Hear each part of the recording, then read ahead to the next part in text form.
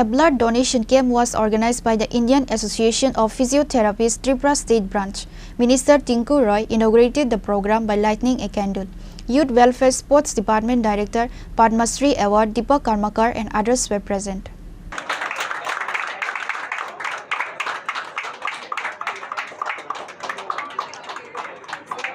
June 23rd is an International Olympic Day. A voluntary blood donation camp was inaugurated to mark the International Olympic Day by the Indian Association of Physiotherapists Tripura State Branch.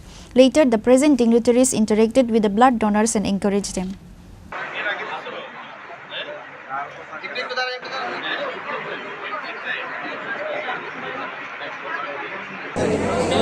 আজকের যে অর্গানাইজেশনটা এটা ব্যতিক্রমী organisation. এখানে physiotherapy association যেটা রয়েছে আমাদের ত্রিপুরার Olympic যে ইন্টারন্যাশনাল ডে তাকে সামনে রেখে আজকে তাদের দুটো অর্গানাইজেশনেই তারা পাশাপাশি একটা যারা খেলোয়াড়রা নিয়ে কাজ করেন আর একটা যাদের খেলোয়াড়দেরকে সুস্থ রাখতে যারা কাজ করেন।